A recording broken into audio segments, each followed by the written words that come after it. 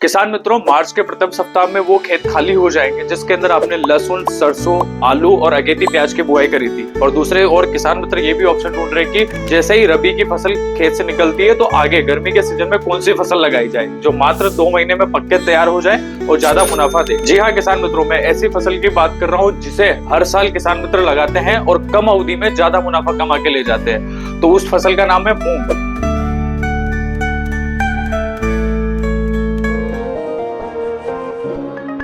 नमस्कार किसान मित्रों, कात्यायनी ऑर्गेनिक्स के YouTube चैनल में आपका स्वागत है। आज के वीडियो में हम बात करने वाले हैं गर्मी के मौसम में मूंग की खेती कैसे करें, यानी कि उसकी A to Z जानकारी हम इस वीडियो के अंदर बात करेंगे। तो वीडियो के लास्ट तक बने रहें, आपको संपूर्ण जानकारी इस एक वीडियो के अंदर आपको मिल जाएगी। किसान मित्रों, वीडियो शुरू करने से पहले अपन सबसे पहले बात करते हैं मूंग की बुआई के बारे में। मूंग की बुआई अगर आप करने जा रहे हैं तो आपको सबसे पहले ये बात ध्यान में रखनी है कि मूंग की बुआई का समय आपको ऐसा निर्धारित करना है कि आपका खेत जो है वो खरीफ सीजन में बुआई होने से पहले खाली हो जाए, मतलब कि खरीफ की फसल इससे प्रभावित ना हो। और मूंग की अगेती बुआई अगर आप कर रहे हैं, मतलब गर्मी वाली फसल अगर आप कर रहे हैं मूंग के अंदर, तो आपको मार्च के प्रथम से द्वितीय सप्ताह तक इसकी बुआई कर देना। किसान मित्रों, मूंग की बुआई करते समय आपको मिट्टी चयन का भी सबसे ज्यादा ध्यान में रखना है, यानी कि आपको मध्यम से भारी जमीन और चिकनी दोमट मिट्टी अगर आपके क्षेत्र के अंदर है तो ये मूंग के लिए सबसे उपयुक्त जमीन होती है। और इस मिट्टी का पीएच लगभग 6.5 से 7 के बीच होना चाहिए। ये सबसे उचित पीएच माना जाता है जिसमें मूंग की खेती काफी अच्छा उत्पादन देखी जाती है। अब बात करते हैं खेत तैयारी के बारे में। अगर आप मूंग की बुआई करने जा रहे हैं तो आपको सबसे पहले गहरी जुताई करनी है, उसके बाद में रोटावेटर लगा के मिट्टी को समतल करना है। मूंग की बुआई आपको हमेशा पलेवा करने के बाद में ही करनी है। पलेवा करने से आपको कुछ एक्स्ट्रा बेनिफिट्स मिलेंगे, जैसे कि खेत के अंदर खरपतवार भी कम निकलेंगे और मूंग की फसल के अंदर सबसे गंभीर रोग आता है पीला मोजेक वायरस, तो उसकी समस्या भी आपको कम देखने को मिलेगी। इसलिए हमेशा मूंग की बुआई करने से पहले पलेवा करें,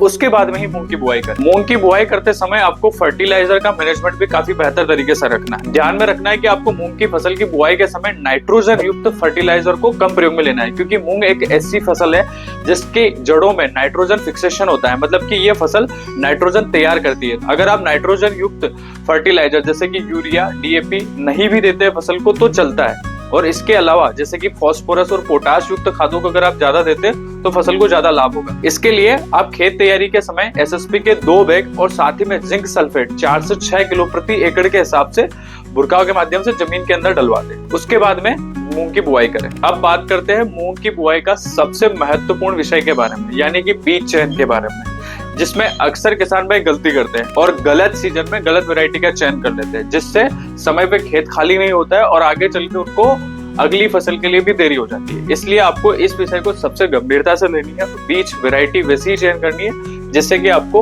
उत्पादन भी अच्छा मिले और साथ ही में समय रहते खेत भी खाली हो जाए। मूंग के बीज सिलेक्ट करते वक्त आपको सबसे पहली और सबसे जरूरी बात यह ध्यान में रखनी है, आपको मूंग की उसी वैरायटी का चयन करना है जो समय रहते खेत खाली कर दे, मतलब कि जिनका समय अवधि कम से कम हो, यानी कि 60 से 70 दिन में जो वैरायटी तैयार हो जाए उसी वैरायटी का चयन करना है, जिससे आने वाले सीजन यानी कि खरीफ सीजन में जो भी आप फसल लेना चाहते हो उसके लिए समय रहते खेत खाली हो जाए। मूंग की बुआई करते समय आपको दूसरी सबसे बड़ी बात यह ध्यान में रखनी है कि आपको ऐसी वैरायटी का चयन करना है जो पीला मोजेक रोग के प्रति प्रतिरोधी किस्म हो, यानी कि इस रोग की समस्या जिस वैरायटी के अंदर कम आए उसी वैरायटी का आपको चयन करना है। ये तो थी बीज चयन के बारे में जानकारी। अब बात करते हैं बीज को उपचारित कैसे किया जाए। मूंग की बुआई करने से पहले उसको बीजों को उपचारित करना बहुत जरूरी है। अगर आपने बीज उपचारित नहीं किया है तो आपको आगे चल के फफूंद जनित रोगों की समस्या, साथ ही साथ में कीटों की समस्या भी देखने को मिलेगी, जिससे पौधे की बढ़वार अच्छे से नहीं हो पाती है और आगे चल के फसल के अंदर कई प्रकार के रोग तो आते ही है,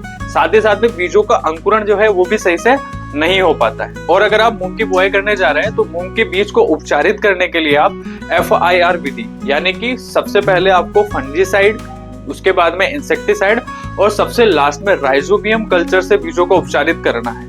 अगर इस विधि को अगर आप अपनाते हैं तो आपकी फसल के अंदर ना तो फफूंद जनित रोग आएंगे, ना ही कीटों की समस्या देखने को मिलेगी और बीज का अंकुरण जो है वो भी एक समान निकल के आएगा। मूंग की फसल के अंदर अगर आप बीज उपचार के लिए फंजीसाइड प्रयोग में लेना चाहते हैं तो आप टेबुकोनाजोल 2% DS फॉर्म में आने वाली दवाई को 1 ग्राम प्रति किलो बीज के हिसाब से प्रयोग में ले सकते हैं। और दूसरे इंसेक्टिसाइड के रूप में आपको थायमोथोक्साम 30% FS फॉर्म में आने वाली दवाई को 10 ml की मात्रा प्रति किलो बीज के हिसाब से प्रयोग में लेना है। इन दोनों दवाइयों को आपको बारी बारी करके बीज उपचार के लिए प्रयोग में लेना है। बीजों को आपको छांव के अंदर सुखाना है, 1-2 घंटे सुखाने के बाद में आपको बीज की बुआई करनी है, जिससे दवाई बीज की ऊपर की परत पे पूरी तरीके से फैल जाए और अच्छे से बीज के ऊपर लग जाए, जिसके बाद में दवा का रिजल्ट काफी अच्छा देखने को मिलेगा। किसान मित्रों, वीडियो में हम आगे बढ़ते हैं और बात करते हैं खरपतवार नियंत्रण के बारे में। अगर आप मूंग की बुआई करने जा रहे हैं तो मूंग की बुआई के समय या फिर मूंग की बुआई होने के तुरंत बाद आप खरपतवार नाशी जैसे कि पेंडामेथिलीन 30% या फिर 38.7 इन दोनों में से किसी एक दवा को खरपतवार नियंत्रण के लिए प्रयोग में ले सकते हैं। किसान मित्रों, ये दोनों खरपतवार नाशी तो आप मूंग की बुआई के समय प्रयोग में ले सकते हो,